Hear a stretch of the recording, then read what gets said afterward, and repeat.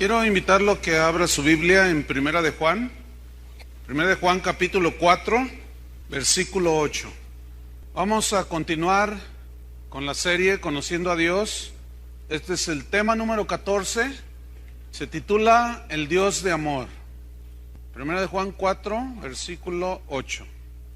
Dice así: el que no ama no ha conocido a Dios, porque Dios es amor. Dios es amor. Cuando dice que Dios es amor, es inevitable contrastarlo con el amor que tenemos los seres humanos, porque el amor de Dios es muy diferente. El amor de Dios es muy diferente al amor nuestro. Nosotros por naturaleza no sabemos amar. Nosotros por naturaleza tenemos que aprender a amar. Dios no aprendió a amar. Él es amor. Su amor es totalmente incondicional. Su amor no se basa en sentimientos como el amor nuestro. A nosotros, si nos aman, amamos, si no, no amamos. A Dios nunca se le acaba el amor. A nosotros sí. ¿Cuántas parejas se divorcian y dicen: es que ya no la amo, ya se me acabó el amor? Se le acabó. No, el amor de Dios no se basa en sentimientos o en emociones. Ahora, ¿por qué nos ama Dios? ¿Por qué nos ama Dios? Y alguno dirá: es que no soy tan malo. No, hombre, ¿qué va? ¿Por qué nos ama Dios? Bueno, pues es que yo le sirvo. No. Puedes dar muchas respuestas, pero creo que la más acercada a lo que la Biblia nos revela del Dios de amor, ¿por qué nos ama Dios? Pues es muy sencilla: porque Él es amor, y no, en cuanto a ese afecto amoroso, no hay otra cosa que Dios no pueda hacer. Es que su carácter de amor, porque Él es amor, lo impulsa precisamente a amar. El amor de Dios no disminuye, el de nosotros sí. El amor de Dios no aumenta, porque es constante. El de nosotros pues es variable, a veces está arriba, a veces está abajo. Y Santiago en el capítulo 1 nos lo muestra allí. Santiago 1 versículo 17, y dice así: toda buena dádiva y todo don perfecto desciende de lo alto, del Padre de las luces. Otra versión dice del Creador de las estrellas, y tiene más sentido Creador de las estrellas, porque tú dices: pues ¿cuáles luces? ¿No? Pues se refiere a las estrellas. Dice: en el cual, o sea, en ese Creador de las estrellas no hay mudanza ni sombra de variación. Si ustedes se fijan en el firmamento, las estrellas centellan, ¿sí? Como que se va el brillo, como un día están más brillantes que otros. Pasa una nubecita y ya no se ven. El sol puede ser tapado por las nubes. La luz indirecta que la luna proyecta a la tierra puede ser eclipsada. A eso se refiere, que el Padre de las estrellas, de los astros en el cielo, no es como las estrellas que brillan, se eclipsan. No, dice que en Él no hay mudanza, o sea, no cambia. Su amor es constante. No hay sombra de variación en Él tampoco. No es variable su amor, es totalmente invariable porque es constante. Carlos H. Spurgeon, que fue un muy conocido y sigue siendo muy respetadísimo predicador inglés del siglo XIX, él cuenta que en una ocasión visitaba a un amigo de él que vivía en el campo. Dice que estaba mirando los graneros y observó que en el techo de uno de esos graneros estaba una flecha de esas que están para indicar la dirección del viento. A donde se mueve el viento se mueve la flecha. Entonces dice que observó que en esa flecha había una inscripción que decía: Dios es amor. Entonces, si el viento soplaba del sur hacia el norte, la flecha hacia allá miraba. Si soplaba al revés, la flecha volteaba, y según el viento. Entonces, este predicador le preguntó y le dijo que qué quería decir con eso, que si él quería decir que el amor de Dios, si el amor de Dios era tan cambiante como el viento. Y el hombre le respondió: no, mi querido Carlos, no. Lo que yo quiero mostrar, y por qué le puse Dios es amor a la flecha, es que Dios es amor siempre. No importa de dónde soplen los vientos, no importa que los vientos cambien, Dios es amor. Y el predicador se quedó tranquilo porque pues era miembro de su iglesia. Entonces las escrituras nos revelan el asombroso amor de Dios. Asombroso porque asombra. Las escrituras, solamente la Biblia, nos hablan de ese Dios que es amor y que ama de una manera imparcial, sin distinción de personas. Hay una historia de un niño que en una ocasión, pues él iba con su familia a una iglesia cristiana. Cuenta la historia que en su escuelita, donde estaba en la primaria, comenzó él a hablar de Dios y los otros niños comenzaron a contestarle, y empezó una discusión de que Dios es católico, y el niño decía: no, Dios es cristiano, Dios es protestante. Ahí estaba la discusión, ¿no? Entonces el niño llega un poco confundido a su casa y estaba ahí su papá. Le pregunta: oye papi, contéstame esta duda que tengo. A ver, dime, hijo. Dice: oye papá, ¿Dios es católico o protestante? Entonces el papá se rió y le contestó: hijo, mira, Dios no es ni católico ni protestante, Dios es amor, le dice. El problema es que nosotros, en los conceptos que nosotros nos vamos formando de Dios, distorsionados de quién es Dios. A mí no me interesa lo que usted piense de Dios, ni a usted debe interesarle lo que yo pienso de Dios. Lo que nos debe interesar es qué dicen las escrituras, qué dice la Biblia acerca de Dios. Porque en las escrituras es donde está la revelación del Dios vivo. Por eso hay tantas religiones. ¿Por qué? Porque cada quien hace su concepto. Y unos dicen por un lado: no, yo pienso que Dios es amor. ¿Él cómo va a echar al infierno a todos si Él es amor? Y luego unos cristianos ahí de esos que andan por todos lados, ¿no? Dicen: no, Dios no disciplina. ¿Cómo a poco Dios te va a azotar si Dios es amor? Y cada quien hace su concepto muy personal. Pues déjeme decirle que nuestro concepto de Dios queda en segundo término. La Biblia nos revela no solo al Dios omnipotente, no solo al Dios omnisciente, también al Dios omnipresente, también al Dios todo santo, al Dios justo, al Dios imparcial y al Dios que es amor. Escúcheme bien, ninguno de sus atributos que se manifiestan en el carácter de Dios se contraponen el uno con el otro. Si alguien dice que Dios es amor y que no va a castigar a nadie, eso va en contra de su justicia. ¿Sí o no? Si alguno piensa que Dios toma a la ligera el pecado, porque Dios es amor y Él comprende y que no sé qué, está muy equivocado, porque Dios es santo y no tiene que ver nada con el pecado. Y así, cada uno de sus atributos no puede pelearse entre sí, si no Dios estaría todo distorsionado. Los distorsionados somos usted y yo, aunque no le guste. Pero usted y yo somos los distorsionados porque no conocemos a Dios. Entonces no podemos hablar de Dios y enfocarnos solamente en uno de sus atributos, porque entonces lo estamos despojando y minimizando los otros, y sería un gravísimo error, que es lo que precisamente está sucediendo en muchas iglesias cristianas de hoy. Enfocarse en el Dios de amor. No, siempre hay que hablarle con amor a la gente porque Dios es amor, dicen.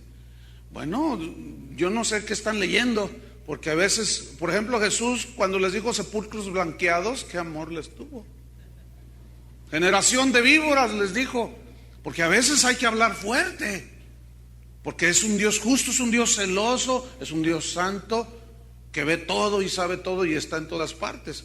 Entonces los atributos de Dios revelan quién es Él, cómo es Él. Y esto, mis queridos hermanos, ¿está en dónde? En la Biblia. A ver, ¿trajo su Biblia? A ver, levántela.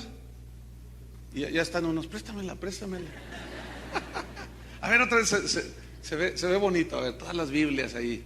Bueno, se ve muy bonito, pero más bonito es que la lean. ¿Ok?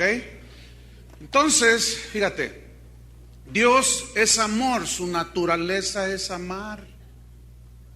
Pero también ese amor lo hace aplicar su justicia.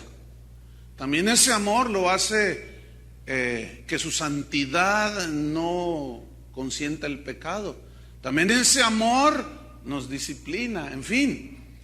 Jesús dijo, o Dios dijo, el Padre de su Hijo Jesús dijo lo siguiente: este es mi Hijo amado, en quien tengo toda mi complacencia.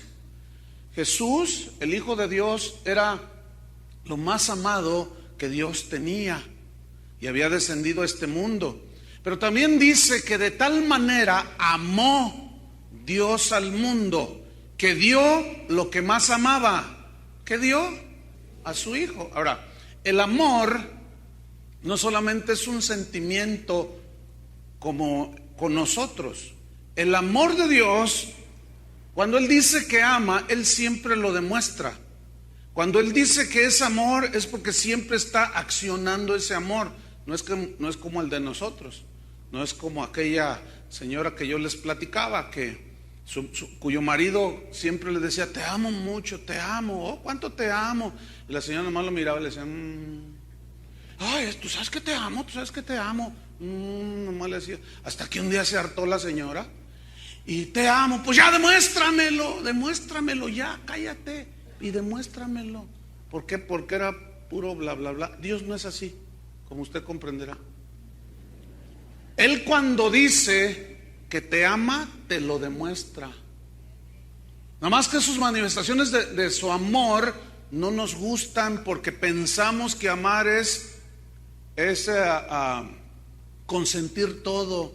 Y déjame decirle que ese no es el verdadero concepto del amor, pero para nada. Entonces, ¿cómo es el amor de Dios? El amor de Dios es eterno. Jeremías 31, versículo 3. Si usted piensa un poco, reflexionamos en esta palabra eterno, ¿cuánto mide la eternidad? Pues es inmedible. No se puede medir por tiempo la eternidad. Se tardaría toda la eternidad midiendo la eternidad. Jeremías 31:3. Está hablando aquí el profeta que tuvo una revelación de ese amor eterno de Dios. Jehová, dice, se manifestó a mí hace ya mucho tiempo, diciendo, con amor eterno te he amado, por tanto te prolongué mi misericordia. Fíjate, cuando una pareja va al altar, se juran amor eterno, ¿no es cierto? Y luego traen el mariachi y les canta amor eterno. Y a los 2 años ya se divorciaron. Pero el amor de Dios no es así. Cuando Él dice que te ama por toda la eternidad, es porque te ama por toda la eternidad. El problema es que muchos rechazan ese amor, y ya el problema no está con Dios, está con el que lo rechaza, ese amor eterno. Pero ese amor eterno, fíjate nada más, piensa en eso, amor eterno. Si tú eres de los que dicen, a mí nadie me ama, a mí nadie me quiere, aquí te está diciendo Dios que te ama con amor eterno. Entonces, si te dejó la novia, si no te hizo caso la hermanita aquella, porque pues no le caíste bien, y sientes que nadie te ama, nada más, mira lo que dice aquí: el Señor te ama con amor eterno. Fíjate, todos los seres humanos tenemos una necesidad que es básica dentro de nuestro ser interior, de nuestra alma, y es la necesidad de sentirnos amados, que alguien nos ame. El problema está que nosotros esperamos que alguien nos ame incondicionalmente, eternamente y sin ningún error en las personas.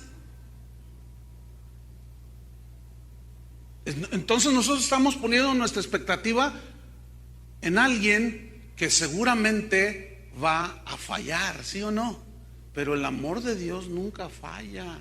Ese nunca va a faltar. Ese siempre está allí. Y aquí nos asegura la Biblia que esa necesidad de sentirnos amados está satisfecha por Dios.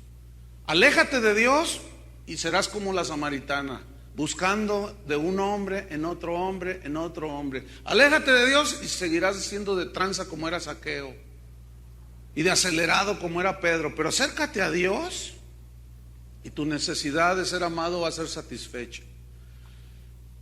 Hay una historia de un pintor muy famoso que se llamó Jorge Rodney, del siglo XVIII. Tal vez no le sea muy conocido porque nomás lo conocen ahí en su tierra. Bueno, él era inglés.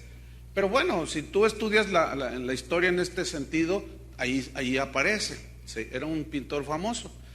Dice su historia que desde su niñez él demostró mucho talento artístico para la pintura y se dedicó a pintar y empezó a desarrollar su talento. Pintaba cuadros de la naturaleza, de la historia de Inglaterra, muy bonitos, por cierto.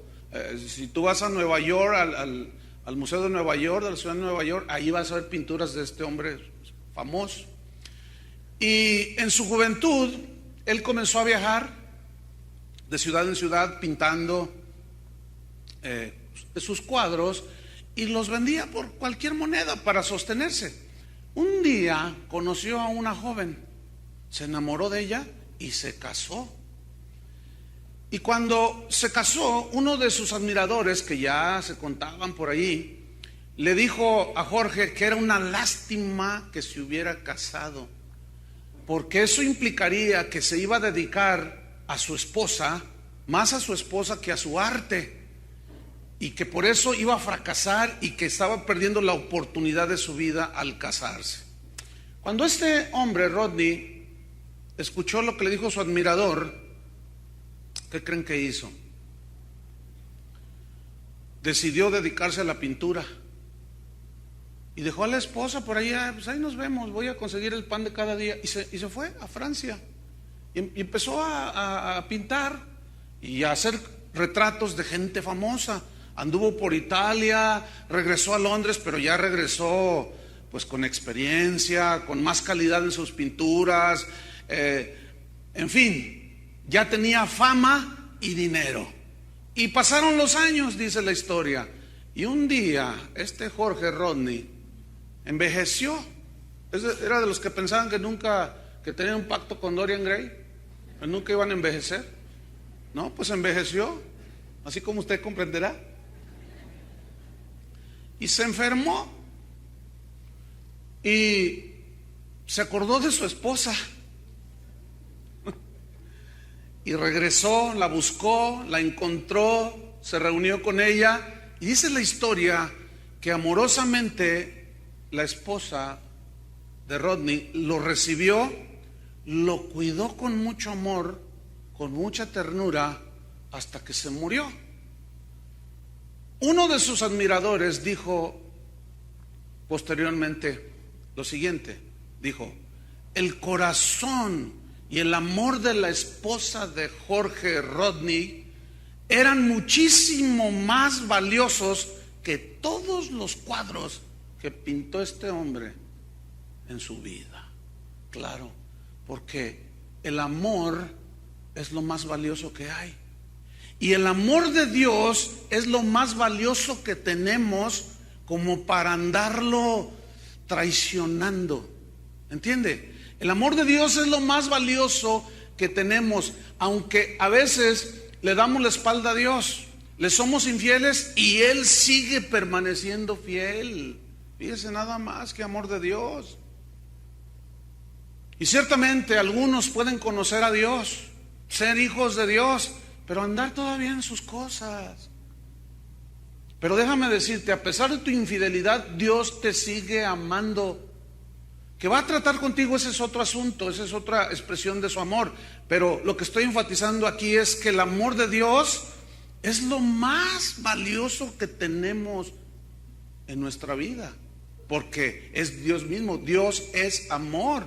En ese increíble amor de Dios, porque es increíble que Él ame a cada ser humano de una manera así individual, que quiere tener un trato contigo. Él quiere que cada persona individualmente se arrepienta para poder recibirlo en la eternidad, porque Él quiere que estés con Él. Él quiere que estemos con Él. Pedro escribió lo siguiente, dijo: el Señor es paciente para con nosotros, no queriendo que ninguno perezca, sino que todos procedan al arrepentimiento. Porque el arrepentimiento es el requisito para poder acercarnos a Dios y que Él nos limpie con la sangre de Cristo.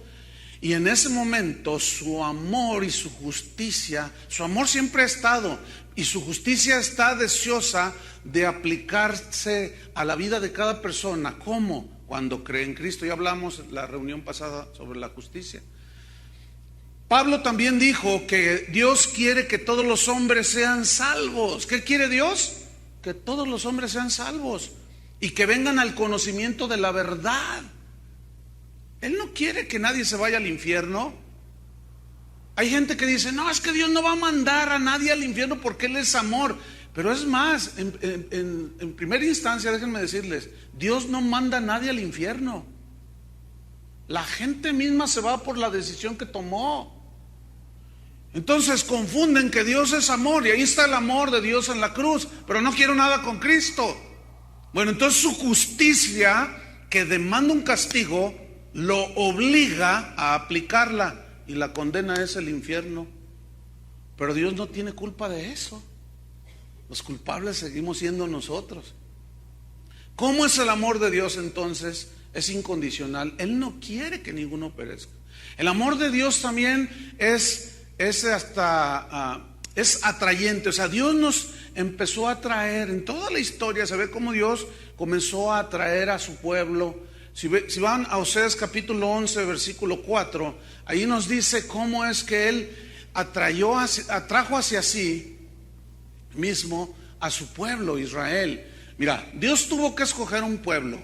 Escogió al pueblo hebreo. Pudo haber escogido a cualquiera. Todos eran iguales de paganos. Pero Él quiso, ahí está su soberanía. Ahí entra su soberanía. Él decidió escoger al más insignificante de los pueblos. Así le dice. Al pueblo judío.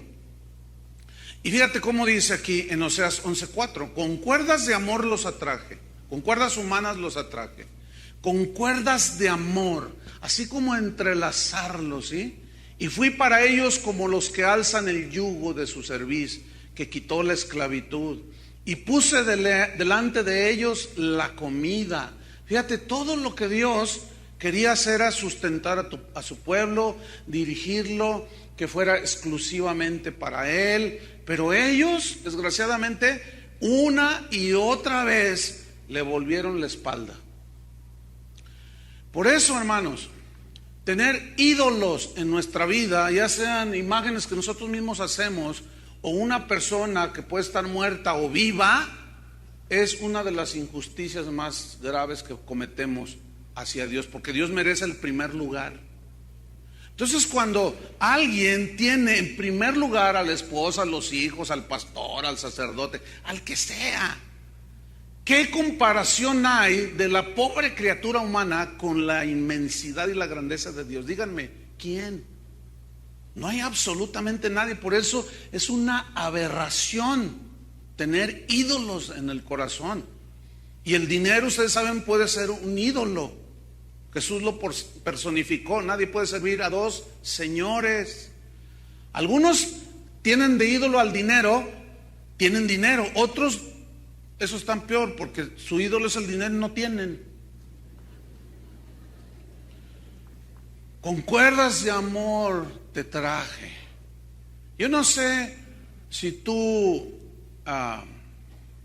hayas ya experimentado cómo fue que Dios comenzó a traerte hacia Él. Pero yo tengo mi experiencia con Él. Cómo Él fue atrayéndome.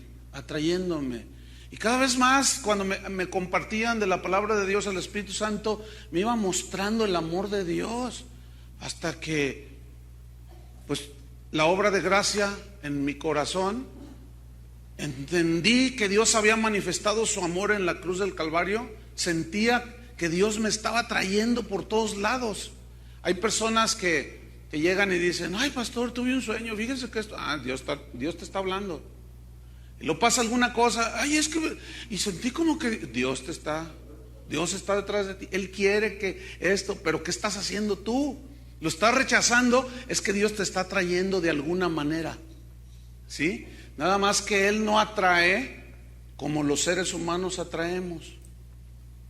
¿Cómo atraemos? ¿Cómo atrae un hombre o una mujer que quiere atraer a un hombre? Va y le hace hechicería, va y le hace un trabajito, y luego él va y le regala una rosa, y luego la otra se la cree. Dios no es así, hermanos, porque el amor de Dios es limpio. Fíjense, cuando uno es novio, no, pues olvídense, hasta cuando va a pasar algún charco por allí que está en el piso, hasta de alfombra se pone para que pase la novia. Y alguien dijo, muy con certeza, que el noviazgo es el estado ideal para demostrar lo que no somos. ¿Por qué se rieron? ¿Por qué crees que se rieron, Pastor Julio? Yo sé por qué se rieron. Porque es cierto. Un montón de actores. ¿Quién no actuó en el noviazgo? A ver, todos actuamos en el noviazgo. Algunos dicen, y lo voltean a ver, merece un Oscar, dice, por su actuación maravillosa. No, Dios no es ningún actor, no es ningún payaso ahí que se pone de alfombra para que pase la novia. No. Su amor es bien puro, es sincero. Fíjate, la Biblia dice que la iglesia es su novia. ¿Cuándo nos ha traicionado Él? ¿Cuándo nos ha dicho mentiras y lisonjas? ¿Cuándo? Nunca. Siempre nos habla con la verdad, pero nosotros sí vamos y coqueteamos con el otro. ¿Ustedes me entienden? Entonces, su amor es así. Otra característica de su amor es que Él nos enriqueció con su amor. Vamos a 2 Corintios 8, versículo 9. Este es el amor de Dios, nos enriqueció. Pero ¿qué tipo de riquezas nos dio? Vamos a ver. Dice 2 Corintios 8, 9. Porque ya conocéis la gracia de nuestro Señor Jesucristo, que por amor a vosotros se hizo pobre siendo rico, para que vosotros con su pobreza fueseis enriquecidos. Mira, este versículo, hermano, es muy lamentable la interpretación que de 25 años para acá se le ha dado. Algunos aseguran erróneamente de que este versículo dice que Él se hizo pobre siendo rico para que nosotros con su pobreza fuésemos enriquecidos. Ahí está. Dios vino a morir a la cruz para hacerme rico. Pero si así fuera, entonces Jesús está contradiciendo cuando dice que la vida del hombre no consiste en la abundancia de los bienes que posee. Entonces ahí se estaría contradiciendo el mismo Jesucristo, lo cual me lleva a un entendimiento de que este versículo no significa lo que algunos están diciendo, que Él vino a morir a la cruz para hacernos ricos. Porque aquí las riquezas que están en la mente de Dios no son las materiales, por el amor de Dios. Si cada rato nos está advirtiendo, dicen, los ricos va a ser muy difícil que entren al reino de los cielos. No confíen en las riquezas. La raíz de todos los males es el amor al dinero. Y luego estos nos salen con que Él vino a morir en la cruz para hacernos ricos. Las riquezas que habla la Biblia aquí es evidentemente las riquezas espirituales. Escuchen lo que dice la Biblia. Para que alumbrando los ojos de vuestro entendimiento, ustedes sepan cuál es la esperanza a la que Él los ha llamado y cuáles son las riquezas de la gloria de su herencia, para mostrar en los siglos venideros las abundantes riquezas de su gracia en su bondad para con nosotros en Cristo. Y luego decía Pablo, A mí, que soy menos que el más pequeño de todos los apóstoles, de todos los santos, todos los cristianos, me fue dada esta gracia de anunciar entre los gentiles el evangelio de las inescrutables riquezas de Cristo. ¿Tú crees que Pablo andaba allí con las piedritas de oro y que el polvo de oro y todas esas cosas? Él entendió perfectamente lo que significan las riquezas. El mensaje de Pablo no era como el mensaje que hoy prevalece, desgraciadamente. Entonces nos están poniendo a un Dios que nada más está para darnos riquezas materiales. ¿Será? Eso es un desconocimiento total de quién es Dios y cuáles son sus tesoros y cuáles sus riquezas. Los versículos que leí están en la epístola a los Efesios, que está llena de todo esto. Es una de las epístolas más ricas en cuanto a la revelación de las riquezas espirituales de Cristo, que son a las que el Señor nos dice que pongamos nuestra mirada, puestos los ojos en Jesús, dice, no mirando nosotros las cosas que se ven, sino las que no se ven, porque las que se ven son temporales y las que no se ven son eternas. Así pues, no os hagáis tesoros en la tierra, donde los ladrones te pueden llegar y te roban. Cuando menos los espejos sales y ya no están. Dice, pero allá en el cielo no hay ladrón que entre. Háganse tesoros. ¿En dónde? En el cielo. Entonces, ¿a cuáles riquezas se refiere? Es evidente que está hablando de riquezas espirituales.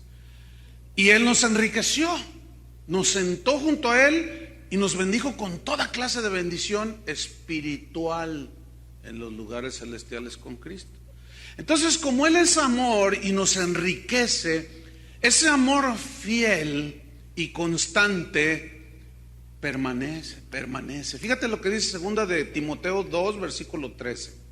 Otra característica de su amor es que su amor es fiel, fielmente constante, fiel.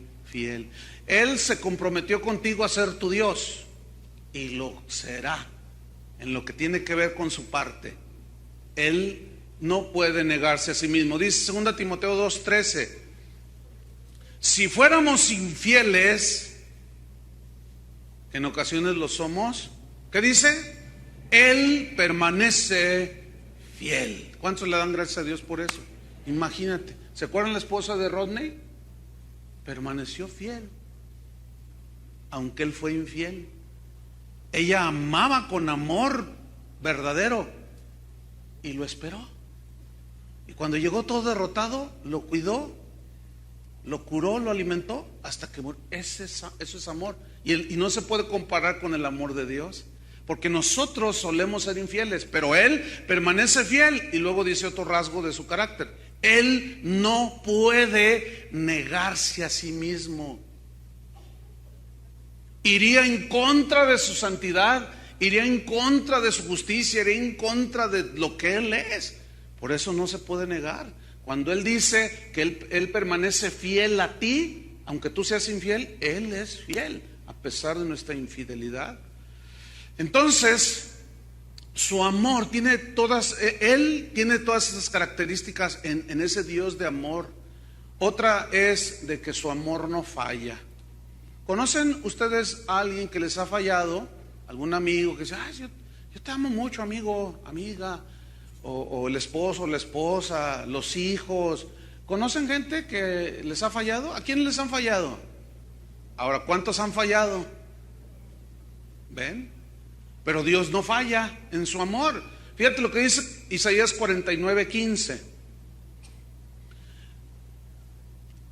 Por lo tanto, fíjate bien, nuestra confianza de un amor que no falla debe estar en Dios. Por eso se nos enseña a perdonar. ¿Por qué? Porque Dios sabe que fallamos. ¿Sí me expliqué? Por eso se nos enseña a perdonar, porque sabe que somos imperfectos. Isaías 49, versículo 15 dice: ¿se olvidará la mujer de lo que dio a luz para dejar de compadecerse del hijo de su vientre? La respuesta muy humana es no, pues qué mamá se olvida del hijo que parió o de la niña que nació, no. Pero fíjate lo que dice: aunque olvide ella, yo nunca me olvidaré de ti. ¿Les gusta eso? A mí sí. Aunque ella olvide, la madre olvide, yo nunca me olvidaré de ti. Eso está maravilloso. Fíjate, una vez hablaba con una joven en un evento de jóvenes que asistí y yo di una enseñanza. Entonces se me acercó y me dijo, llorando: pastor, dice, yo odio a mi madre. ¿Pero por qué la odias? Dice, bueno, yo tengo 2 mamás, me dice. ¿Cómo 2 mamás? Dice, mira, la que me parió, esa no me quiso tener. Yo me acabo de enterar, una chava, una jovencita como que serían unos 18 años. Dice, yo me acabo de enterar, dice, la que yo pensaba que era mi madre, no era mi madre. Pero me enteré, no me dio detalles de cómo se enteró, nada más me dijo cómo había sido. Dice que su madre, cuando supo que estaba embarazada, no quería tenerla, y que su padre le insistía y que le decía, tú tienes esa hija, no, que la voy a abortar, y se peleaban entre ellos. Dice, finalmente prevaleció la opinión de mi padre, pero cuando yo nací, y la muchacha lloraba, cuando yo nací, pastor, dice, y si le hacía un nudo así, lloraba. ¿Qué pasó? Dice, bueno, como a los 3 días de nacida me enredó en una sábana, se fue caminando y en un baldío, en un terreno baldío, me aventó sobre una barda y se fue. Y la que es mi madre adoptiva, esa me oyó el llanto y esa me crió. Esto sucedió en Argentina. Entonces dice, y yo la odio con todo mi corazón. Entonces yo le dije, ¿tú tienes a Cristo en tu corazón? Y me dice, sí, pero ahorita lo que usted dijo, dice, es que salió, yo la odio. ¿Cómo es posible que ella haya hecho eso conmigo? Y yo le dije, pero Dios no. Dios no.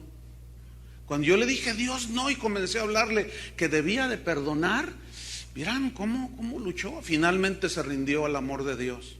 Yo le dije, ¿qué tanto te amó Dios? No, pues así. ¿Y te perdonó todo? ¿Has hecho cosas feas? No, ni le quiero contar, pastor. ¿Y Dios te perdonó? Sí, ¿por qué? Porque te amó. ¿Tú no eres capaz de perdonar a tu mamá? Sí, casi se desmayaba, se desvanecía. Un caso bien especial. Finalmente dijo, ayúdame a orar, y perdonó a su mamá. Yo pude ver cómo la paz de Dios vino a su corazón. Entonces, aunque ella se olvide, dice el Señor, yo nunca me olvidaré de ti. Y ahí una vez más nos demuestra Dios cómo satisface nuestra necesidad de ser amados. Podemos ser traicionados como Jesús, su amigo. Y cuando viene a entregarlo, le dice, ¿qué tienes, amigo? ¿A quién busca? Todavía le dice amigo. Y el otro todavía le hace allá loco. Ay, no, fíjate, por 30 monedas de plata. Pues es que eso veniste, no a hacerme rico, ¿no? Así le dijo Judas. Así no le dijo. Pero así estaba viviendo él. Total, el amor de Dios es tan grande, hermanos, que excede todo conocimiento. El amor de Dios es tan grande que no se puede medir. A Juan el apóstol, que escribió el Evangelio, le faltaban palabras para describir la grandeza del amor de Dios. Lo más que pudo hacer fue esto, que todo el mundo conocemos. Porque de tal manera amó Dios al mundo. O sea, como que dijo, ¿qué número le pongo? ¿Qué cantidad le pongo? Si es la inmensidad del universo, no. Si es la profundidad de la mar, no, excede. Si es la anchura, la altura, no. De tal manera fue lo que se le ocurrió. Es indescriptible la grandeza del amor de Dios. Su amor es tan ancho, es tan alto, es tan profundo. Altura, anchura, longitud, profundidad, que la medida del universo, que es insondable, no es comparable con la grandeza del amor de Dios. Pero lo más maravilloso es que todos cabemos ahí. Fíjate nada más. Hay un canto que cantan los niños todavía, pero hace años lo cantábamos en la congregación. El amor de Dios es maravilloso. ¿Se acuerdan? Tan alto que no puedo estar arriba de Él, tan bajo que no puedo estar abajo de Él, tan ancho que no puedo estar afuera de Él. Y luego todos le decíamos, grande es el amor de Dios. Pero algunos nomás le cantaban porque todos cantaban, pero no conocen el amor de Dios, porque luego al rato ahí que la suegra metió la chancla y ya está amargado con la suegra, y ya está amargado con el marido, y a ver, por amor, perdona. No, no le perdones. Pues no, que el amor de Dios es maravilloso. No conocemos el amor de Dios, porque si lo conociéramos en esa dimensión, escúchenme bien, ¿qué dice el versículo que leímos al principio? Sí, que Dios, pero ¿qué dice antes?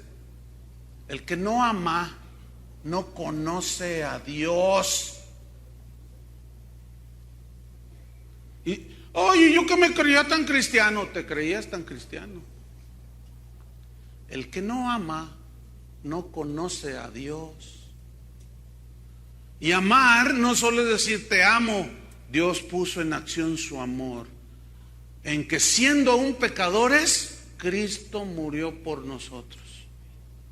Así. Entonces, la máxima expresión de su amor, ¿dónde se mostró? En la cruz. Parece una contradicción. ¿Cómo? ¿Cómo en la cruz sacrificó a su hijo? Sí, ahí está, por nosotros. Mas Dios muestra su amor para con nosotros en que siendo aún pecadores, Cristo murió por nosotros. Es decir, su amor se puso en acción. Su amor no se quedó ahí nada más en un sentimiento sin acción, sino que el amor, porque Él es amor, nos había creado, nos había hecho a su imagen y semejanza. El pecado arruinó la comunión con Él y nos amó de tal manera que envió a su Hijo. Eso es algo grande, hermanos. No grande, es hiper gigantesco. Déjeme contarle una historia que sucedió al pie de los Alpes suizos. Esta historia es verídica. Dice que un grupo de aldeanos salieron a acampar junto ahí a las faldas de los Alpes suizos. Y todo era diversión, descanso, solaz, etc. De pronto alguien gritó y dijo: el águila atrapó a un niño. Y todos, dice, con desesperación miraron hacia donde señalaba el que había gritado, y miraron con desesperación cómo el águila llevaba entre sus garras, era una águila gigantesca, entre sus garras llevaba a un pequeño de 3 años. Y vieron cómo el águila comenzó a remontarse hacia su nido, que estaba en unos riscos ahí en estas montañas altísimas. Y dice la historia que el padre de este niño, desesperado, corrió, miró dónde se paró el águila y corrió desesperado y comenzó a escalar. Y la gente le decía: no lo hagas, no lo hagas, te vas a matar, es imposible, ya no puedes hacer nada. Pero él, a pesar de los gritos de que no lo hiciera, su amor por su hijo, dice la historia, lo hizo continuar. Y se cortaban las manos y se rasgaban la carne y se cansó y la respiración comenzó a faltarle. Pero finalmente, dice la historia, llegó al nido. Y milagrosamente el niño estaba vivo, estaba herido ciertamente, pero estaba vivo. Cuando lo ve al niño allí en ese nido gigantesco, dice que lo abrazó con ternura y lloró con él. Y como pudo, comenzó a descender y toda la gente estaba sorprendida. Cuando llegó al campamento, la gente lloraba. La gente aclamaba la acción de ese padre amoroso y decía: no, de veras, qué amor de padre. Pero alguien dijo lo siguiente: fue el amor de este padre lo que lo hizo escalar y rescatar a su hijo. Y esa es una historia de la vida real que es nada más sirve para ilustrar poquito lo que hizo Dios el Padre, porque eso exactamente fue lo que Dios hizo. Eso fue lo que hizo el amor de Dios, pero a Él lo hizo descender. Y vino a esta tierra y no le importaron los azotes, que lo escupieron en el rostro, que lo vituperaron, lo calumniaron, lo golpearon, lo crucificaron, y todo para rescatarnos de las garras del pecado. Mis queridos hermanos, esa es la historia de amor más extraordinaria que alguien puede leer. Y es la historia más extraordinaria que tú puedes contarle a tus hijos. Es la historia más extraordinaria que tú le puedes contar a la gente. ¿Quieres oír una historia de amor? Y vas a decir, ay, ¿cuál es la última de Televisa? Y tú dices, no se compara. Este es del Padre de las Estrellas, no es del Canal de las Estrellas. Y comienzas a hablarles del amor de Dios. ¿En qué consistió? Entonces su invariable amor lo llevó inevitablemente a amarnos, porque Él es amor.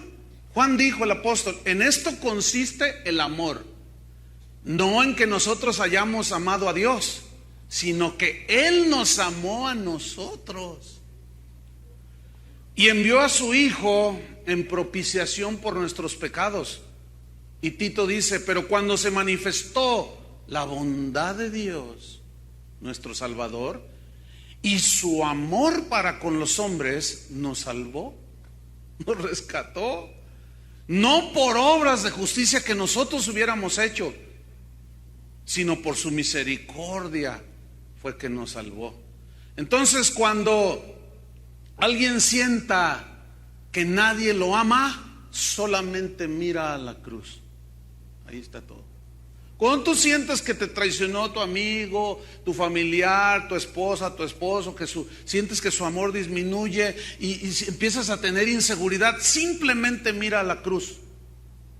Ahí encontrarás y recordarás el amor más constante, puro y eterno que un ser humano puede conocer, que es el amor de Dios. ¿Cuántos le dan gracias a Dios por eso? Pero el amor de Dios también tiene otra expresión, que es la disciplina. Déjame leerles lo que casi todos saben ya de memoria. Está en Hebreos capítulo 12, versículo 5, pero esta es una versión que es la versión de Dios para todos, que dice así acerca de la disciplina que aplica el Señor, que esta es otra expresión del amor de Dios. Dice así, en esta versión: Hijo mío, toma en serio la disciplina del Señor. No te desanimes cuando el Señor te corrija. El Señor disciplina a todo el que ama y castiga a todo el que acepta como su hijo. Entonces dice, soporten esos sufrimientos como se acepta la disciplina de un padre, porque Dios lo hace como un padre corrige a sus hijos. Si Dios no los disciplinara, entonces significaría que no le importan. Cuando un padre no corrige a sus hijos es porque realmente no le importan y no los considera realmente sus hijos. Así dice esta versión. Ahora, aquí el escritor de Hebreos está haciendo un razonamiento muy interesante. Dice, a ver, ¿qué padre no disciplina a sus hijos? Ahora yo les pregunto, ¿cuántos tienen hijos así en edad de formación? ¿Cuántos tienen hijos? Bueno, lo primero, ahorita que se levantaron y si están en la cuna o están ahí en su salón, lo primero que les dijeron fue ¿qué? A ver, no. Y nomás que luego empezaron a corregirlo. Y no te pongas los zapatos al revés. Ahí está el niño con los zapatitos. Yo me quiero peinar solo. No, porque todavía no sabes. Déjame, mami. Y luego ya está todo así. Y luego, ¿ya te peinaste? Ya, no, es que así no es, hijo. Es que así es, mami. Y estás tú allí. Imagínate hoy nada más, porque hoy es día de descanso y van a tener tiempo. Cuenten las veces que le dicen a sus hijos: no, pórtate bien, cállate, no digas esto. ¿Y cuántas veces los niños te van a decir: ya me tienes harta, mamá? Ahora, si tú no los disciplinas, es porque no te importan. Los estás malcriando. Ahora, ahí va otra pregunta. ¿Cuántos de ustedes fueron los consentidos de la familia? A ver, hay alguien que consideró que papá le daba todo, mamá la llevaba hasta la lucha libre, la llevaba a donde quiera que le dijera. A ver, ¿hay alguien aquí? Hay algunas manitas ahí. Usted fue el consentido. ¿Y qué se siente? ¿Saben? Les voy a decir algo. A los hijos consentidos los dañaron enormemente, pero a los niños despreciados también los dañaron enormemente. ¿Por qué? Porque no sabemos educar. Y consentir las groserías de un niño, el agarrar cositas que no son de él, el de defiéndase usted, también usted péguenle en la boca para que se le defiéndase. Y no consentir cuando y consentir, mejor dicho, cuando te llega el reporte: venga a la dirección porque su hijo, y usted dice: mi hijo, no, hombre, yo lo conozco, su hijo es un santísimo. Es más santo que Jesús cuando era niño, su hijo. No, hombre, olvídese. Usted no cree nada de lo que le dice la maestra. Mi hijo es incapaz. Sí, claro, nuestros hijos son incapaces. Entonces, malcriamos. Pero ¿sabe una cosa? Con Dios no es así. ¿Cómo la ve? ¿Por qué? No es así porque no es como nuestro amor consentidor. No, hombre, ¿y qué decir de los abuelitos? A ver, ¿cuántos abuelitos hay? Mire, ya, un buen número. ¿Tan joven eres abuelo tú? 5 nietos. Híjole. No, hombre, pues ya ni qué decir de los abuelitos. Porque resulta que están allí en la casa paterna o van de visita. Entonces el niño se va por atrás y le jala los cabellos a la niña y la tumba, y se hace como el que se cayó, papi, se cayó. Entonces el papá lo ve y le dice: ven para acá, le dice, y agarra la vara: no andes haciendo esto, necesitas respetar a tu hermana. Y luego el abuelo: déjalo, no lo toques. Y entonces, mire, con todo respeto, viejito alcahuete. Con todo respeto, viejita consentidora. Con todo respeto. No sean metiches. ¿Verdad, papás? Sí. Ya ven, abuelos, ya ven. Mire, mis padres, cuando fueron abuelos, yo se los advertí, siempre respetaron. Le dije: papá, mamá, yo sé que con los hijos, esos los disciplinamos nosotros. Ustedes seguramente les van a ver que va a haber. Entonces yo quiero que por favor. Entonces la que más batalló era mi mamá, así como: no, está bien, hijo. Entonces una vez, bueno, Dios la probó, porque iba a disciplinar a uno de mis hijos. Entonces, y yo nomás la miré, y se dio una media vuelta, y mejor se fue a tomar su cocol.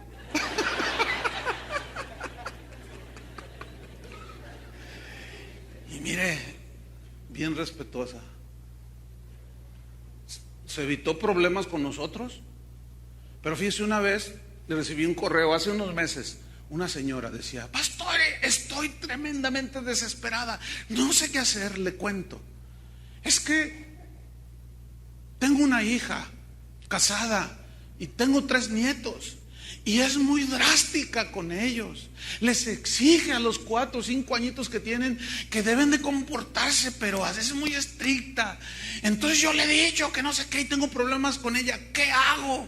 Y le contesto el correo: no sea metiche, abuela. Pero en otras palabras. Así le puse. Ya nunca me contestó, yo creo que no le gustó. Yo no sé qué esperaba que le dijera. No, hermanos, Dios no es así. Dios no es así. ¿Por qué? Porque Él, como es recto, no va a permitir una malcriadez de nosotros. No va a permitir una conducta que agreda su santidad y su justicia. Él no tiene por inocente al culpable y siempre va a estar. Pregúntale a Jonás cómo lo disciplinó. Pregúntale a Israel. A todos. ¿Por qué? Porque Dios al que ama disciplina y azota al que castiga al que recibe por hijo. Yo he escuchado lamentablemente a predicadores que dicen y aseguran que Dios no castiga y confunden todo, porque el castigo ya lo llevó Jesús en la cruz por el amor de Dios. El castigo de nuestros pecados fue el que llevó en la cruz, pero Él necesita disciplinarnos y formarnos, ¿sí o no? Dice la Biblia, no, amados, dice, no les sorprenda del fuego de la prueba que os ha sobrevenido, como si alguna cosa extraña os aconteciese. Y Pedro, Pablo, todos dicen que sigamos las huellas de Jesús, sigamos sus pisadas. Pero el seguirlo a Él y el desobedecer, ¿qué le pasó a Pedro por su autosuficiencia? ¿Qué le pasó a Moisés por andar matando gente?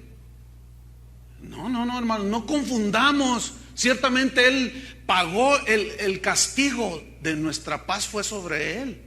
Pero hermanos, la disciplina y el castigo por nuestro mal comportamiento, ese sigue.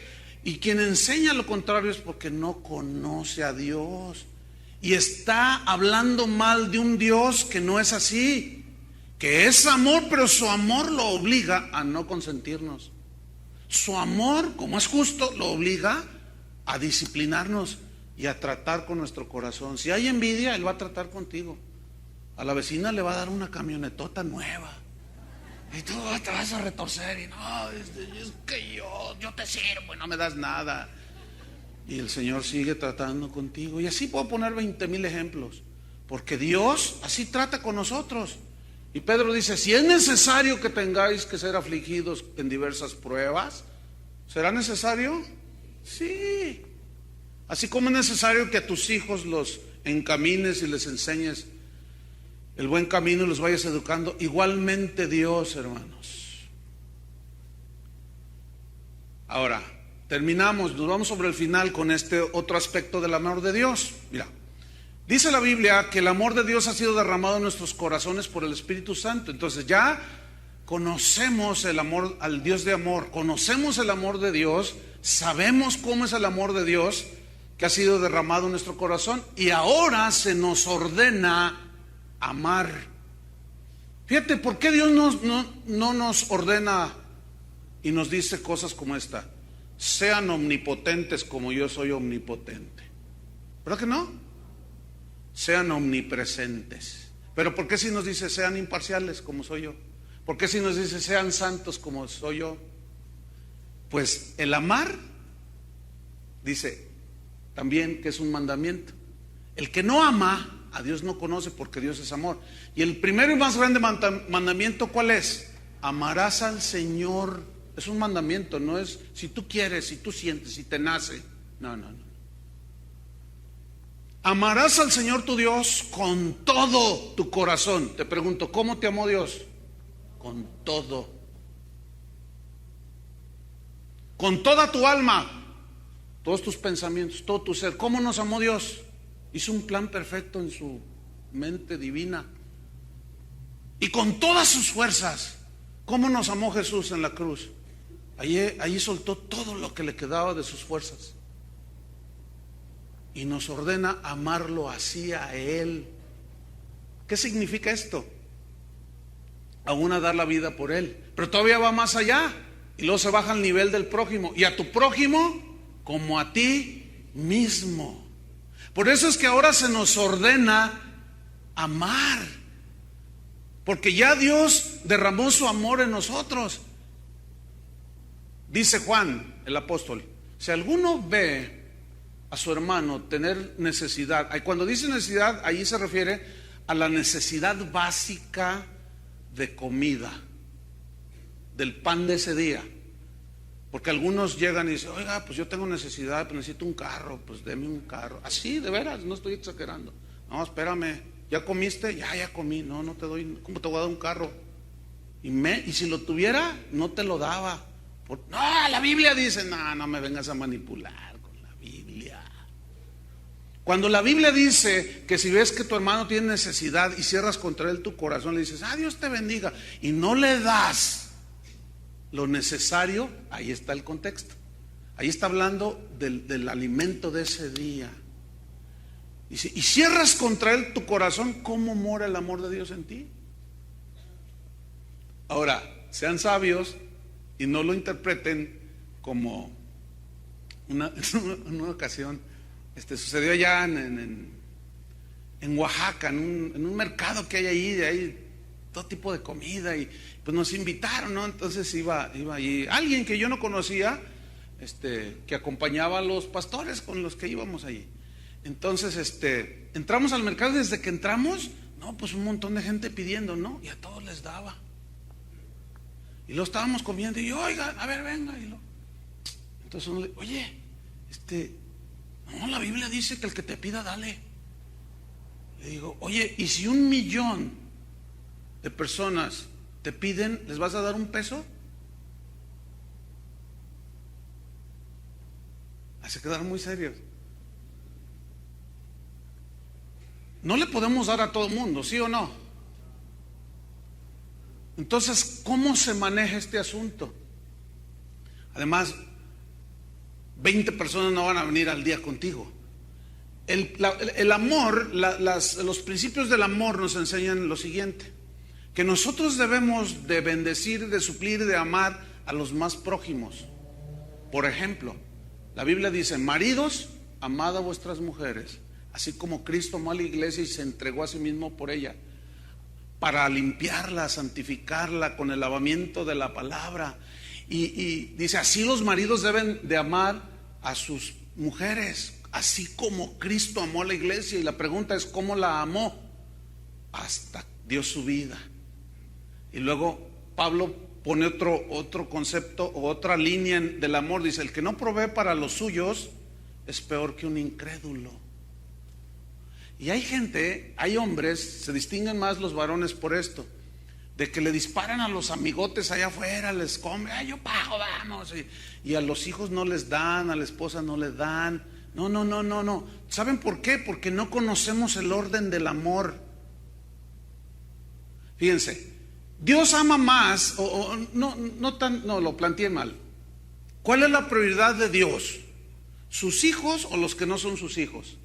Sus hijos. Aquí está la prueba. La prioridad de Él es darles la palabra, revelarse a ellos, a nosotros. ¿Por qué? Porque ese es, y de los de afuera quieren que lo conozcan, pero lo rechazan. Y su prioridad es suplir las necesidades de sus hijos, de todo tipo.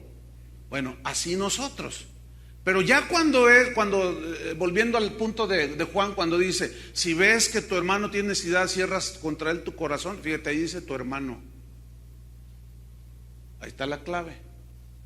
Y tú tienes con qué, ¿sabes qué? Vas y le compras una despensa, o compartes con él, o tomas 50 pesos. Nada más que aquí tengan mucho cuidado, porque hay unos que se pasan de listos. Aquí los hemos detectado, no trabajan y ponen carita del santo patrono de Santa Anita.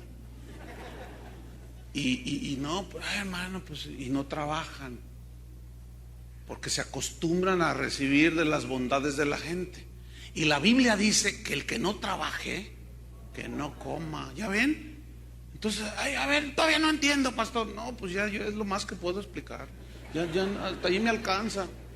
De veras, solamente Dios tiene que revelarles. Pero todas esas son las expresiones del amor. Vámonos sobre el final. El amor de Dios lo llena todo.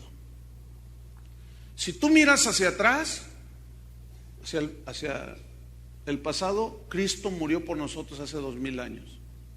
Si tú miras hacia arriba, ahora Cristo está intercediendo por nosotros, a nuestro favor.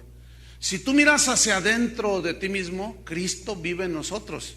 Si tú miras hacia afuera, alrededor, verás que Cristo obra a nuestro favor. ¿Qué no dice que todas las cosas suceden para bien a los que lo amamos? Y si miras hacia arriba y adelante, Cristo va a venir por nosotros un día. Y ahí es donde se va a consumar ese noviazgo que ha durado 2000 años.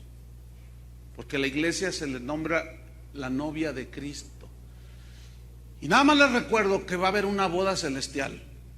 ¿Quién se va a casar? La novia con el novio. ¿Quién es la novia? La iglesia. ¿Quién es la iglesia? ¿Quiénes forman la iglesia? Los que fielmente se entregaron a su Señor, los que perseveraron con fidelidad, los que demostraron que en verdad Cristo vivía en sus corazones. Y un día va a haber unas bodas y se va a escuchar una voz que diga y retumbe en los cielos: venid a las bodas del Cordero, porque la novia está preparada. He aquí el Cordero de Dios. Y habrá la consumación de ese amor que estuvo en ese noviazgo largo de 2000 años o lo que dure, se consumará. Yo quiero estar allí. ¿Cuántos quieren estar allí? Sea fiel hasta la muerte. Ame a Dios con todo su corazón y ame a su prójimo como a usted mismo. Amén. Pónganse de pie. Vamos a orar. Señor, te damos gracias. Gracias por tu palabra. Gracias, Señor, porque tu amor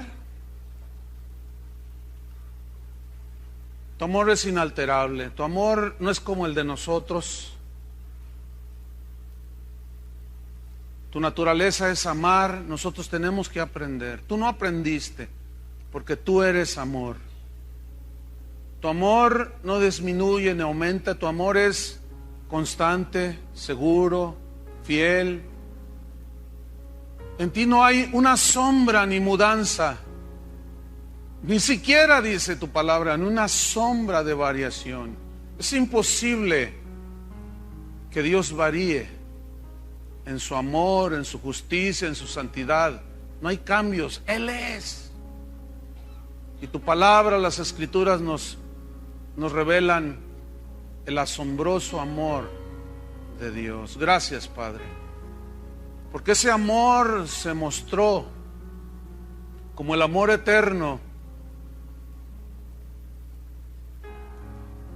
como el amor eterno que nos sostiene, como aquella mujer que esperó al marido, pero es incomparable esa historia con la realidad de tu amor paciente que tienes para con tu novia, Señor. Que a veces miramos otras cosas, a veces somos infieles, pero tú permaneces fiel. Gracias, Señor, por habernos atraído con cuerdas de amor. Te deleitas en amarnos y ese amor nos ha enriquecido y nos ha asegurado la eternidad. Ese amor nos enriqueció, tu amor nos enriqueció con las abundantes riquezas de tu gracia, con el tesoro de las inescrutables riquezas de Cristo. Ahora estamos más seguros en tu amor, Señor, sabiendo que si alguno o alguien se olvida de nosotros, tú nunca te olvidarás de nosotros. Porque tu amor es tan grande, tu amor es de tal manera. Qué profundo es tu amor, qué ancho, qué alto. No se puede comparar ni con la profundidad y la anchura y la longitud del universo. Pero la máxima expresión de tu amor fue la cruz del Calvario, Señor. Gracias, Jesús, por tu disposición. Gracias porque por amor recibiste los azotes que yo merecía. Inmerecido amor, el tuyo, Señor. Gracias porque tu bondad se expresa y nos amaste y descendiste a rescatarnos de las garras del pecado. Y ahora que somos tus hijos, Señor, nos sigues amando con ese mismo amor que nos amaste aún desde antes de la fundación del mundo. Y por ese amor, Señor, tú nos irás formando a la imagen de Jesús. Y nos disciplinarás y tratarás con nosotros. Por eso no debemos de despreciar la disciplina del Señor. No debemos desanimarnos cuando somos reprendidos por Él, porque el Señor al que ama castiga. El Señor al que ama disciplina y azota al que recibe por hijo. Porque si Él no nos disciplinara, hermanos, es que no somos sus hijos. Solamente un padre tiene la autoridad, el deber y el amor de disciplinar a sus hijos. Y Dios es nuestro Padre y nosotros somos sus hijos. Pero ahora que hemos sido abrazados en ese amor, debemos amar ahora a Dios por sobre todas las cosas, hermano. Con todo tu corazón, con toda tu mente, con todas tus fuerzas. Y a tu esposa, a tus hijos, a los tuyos, a los vecinos, a tu prójimo, como a ti mismo. Y cuando ves en necesidad a alguien, no cierras contra él tu corazón, sino que compartes el amor de Cristo con el que está desconsolado, con el que tiene hambre inclusive, y compartes ese amor porque el amor de Cristo ha sido derramado en nuestros corazones. Gracias, Señor, porque hoy te conozco un poco más que ayer.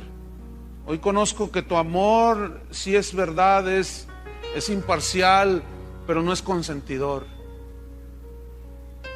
No es un amor que evita mirar lo que sucedió, sino es un amor justo, limpio y santo. Y yo te agradezco, Señor, te agradecemos todos, que tú te estés revelando cada día en nuestras vidas y que podamos conocerte un poquito más. Pero aquel día, Señor, en las bodas del Cordero, ahí se consumará ese noviazgo que ya tiene casi 2000 años.